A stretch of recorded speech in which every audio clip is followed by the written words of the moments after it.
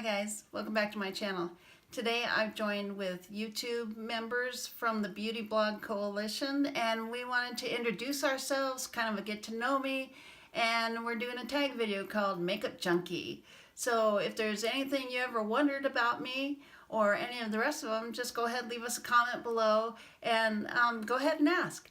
And if you're new here, thanks for joining us. Thanks for stopping in. Hope you like what you see and subscribe, and leave me a note if we haven't met before and tell me a little bit about yourself. So let's get into the Makeup Junkie tag. First question is, when did you start wearing makeup? Well, I think in junior high, I was so pale, I started wearing blush.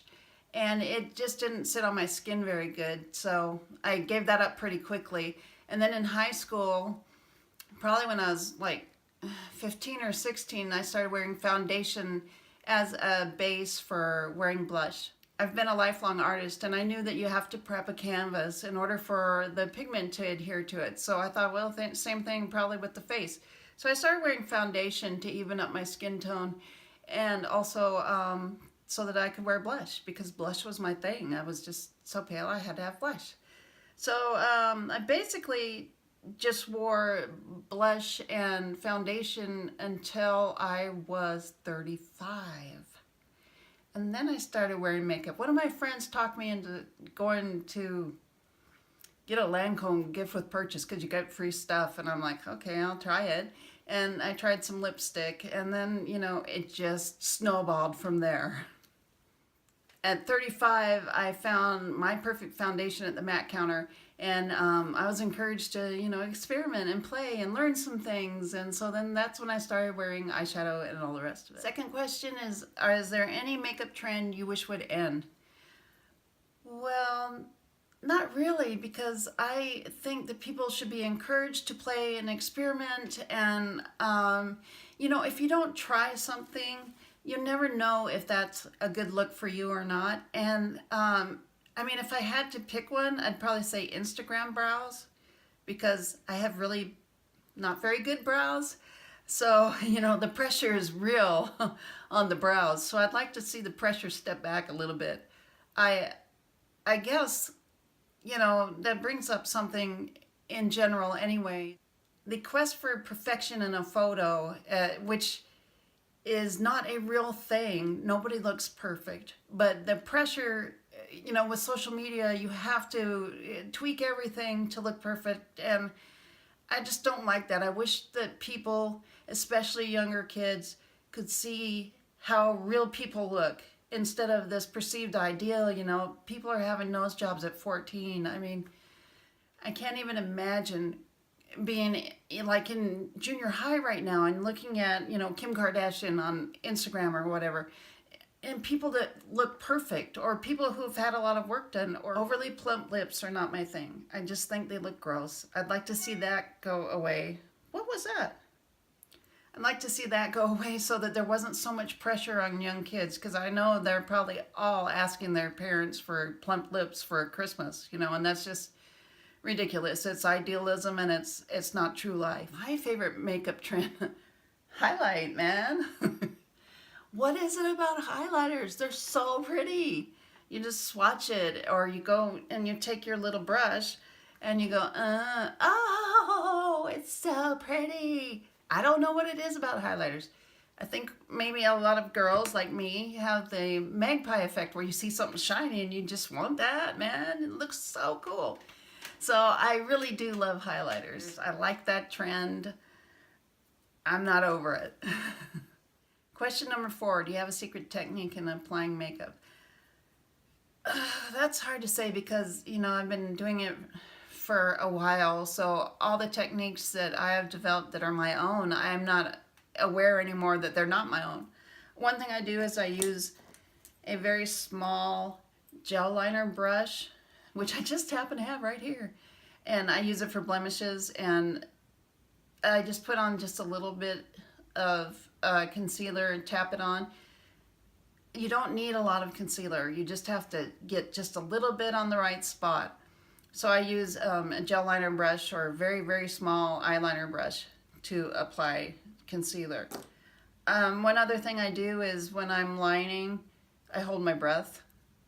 I learned to do that when I was drawing straight lines or painting a straight line. I just learned to hold my breath and how to steady my hand. And I probably have a really particular way of doing that, but I wouldn't know how to explain it. It's just something that I do. What's your dream makeup? Well, this is really easy. My dream makeup, I've been dying for a really good purple and pink eyeshadow palette. There's, with the trend of warm browns. Oh, which, by the way, I'm over that trend. Warm browns don't really work for me to like wear them as a look. It's just not me.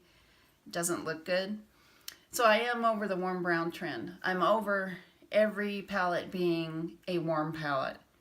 So, having said that, I would like to see neutral pinks and purples in a palette, and I don't even care if there's warm pinks and purples. Just make it a mix of the different pinks and purples so that everybody's happy with their pink and purple. So I would like to see a palette that has shimmers and mattes in a good mix of pinks and purples. I've been, griping all year about the warm browns, and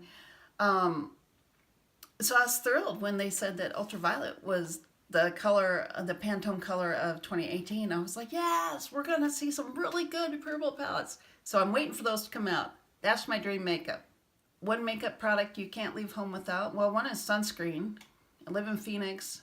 Can't not wear your sunscreen. That's not really a makeup product. That's a skincare product. I would say probably concealer, because I have a condition from having celiac disease, and if I get exposed to gluten, I get these sores on my face, and I just, they're embarrassing, so I gotta cover those up. Concealer. What was the first makeup item you ever purchased? Okay, I've already answered that. It was a blush.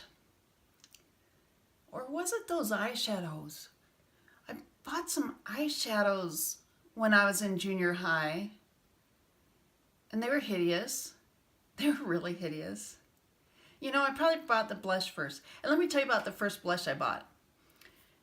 It was so bad I hated it. It was one of those Your Perfect Color things where it's like clear or something, and then you're supposed to put it on your skin and it changes to your perfect color. I hated it.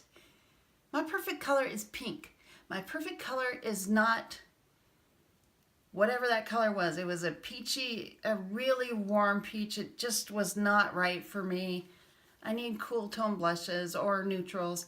I can wear warm pinks, but it was horrible. It was this orangey thing. I hated it, but didn't have any more money to get something else. So, and then my second thing was this set of little cream eyeshadows that they all stuck one on top of each other. There's probably 5 of them. I remember the blue and the green because I always wore those. On the bus to go swimming for PE. So stupid. Number 8, where do you find creative inspiration? I find it everywhere. I mean, I mostly find it in nature. This just happens to be here because I just filmed a video. The Lorac Desert Sunset Palette. All my life, I've seen pictures from of the sunset in Arizona and the desert, and has purples and pinks and oranges. And all my life, I have tried to recreate that on canvases, trying to paint it. And you can paint something, but it doesn't come to life the way the real life thing does, like the real sunset. It's incredible. The pinks that get in the sky are so incredible. You just can't imagine. The pink morphs into purple, and then it morphs over into orange. But it's amazing. I'm just an artistic type, and it's just in me. It's a God-given thing to strive to create. So, I look to nature. I see the shades of nature. I just love to go outside and look at the colors. Fabric is another thing. Fabric is so interesting, the way that the colors are woven together. I find creative inspiration in fabrics. And then, of course, on Instagram, I find creative inspiration in Instagram. Mostly from pictures of, the ocean and stuff like that. And then, of course, too, I find inspiration from the products themselves. For instance, Viseart Grand Pro Matte, which is my palette of the year for 2017. I mean, I find this inspiring. I can do 1,000 different things with these colors because these colors, if I pick this up, I'm like, oh, these colors are what I'm going to do. I'm going to do these colors. I'm inspired by the colors. So a lot of times I'm just inspired by the makeup itself. Like, say I want to wear the Maybelline Rose Gold Molten Highlighter. Okay, so I do. I'm inspired by that. And I want to make a makeup look that goes with it, and I want to wear that. So a lot of times it is the product itself. My favorite type of video to film, I really don't know yet, but I'll tell you two that I really like to film. One is when you're unboxing or say using a product for the first time, because I get so excited and it's genuine excitement. Another one is my favorites videos, because when you're talking about your favorites, you are genuinely enthusiastic about it. You love those items, so of course you want to talk about them. So those are fun for me, doing favorite videos. I don't do that many of them, but I really enjoy them. But I tend to talk too long because so many things that I really like. And what is my favorite type of video to watch? I do love monthly favorite videos. I usually watch, like everybody on my list, their monthly favorites. Like when a YouTuber does a genuine haul. Not these, Sephora gave me a $500 gift certificate, so this is what I bought, and they disguise it as a haul. I don't like those. It's not stuff that they really anguished over buying and made that kind of decision, if you know what I mean. You know, I like to see like what they bought at Ulta sales or Sephora sales or whatever sale, because then they genuinely went out, used their money, and had to make this decision. And I like to see the decisions that they made, because, you know, it's interesting to me what people decide to spend their money on. Like, how's this palette worth it? And then this palette you decided not to get. But on those things where they're given a big gift card, a big Ulta gift card or something, and then they go to Ulta and I spend $1,000. That is not interesting to me, because would you have bought all those items if it was your money? Probably not. I want to know the thought process and what they decided to use. So that's my 10 questions for the Makeup Junkie Tag. Hopefully you got to know me a little bit. If you're new here, please subscribe. We'd love to have you. Leave me a comment. Tell me about yourself. And how about a thumbs up? And till next time. Bye.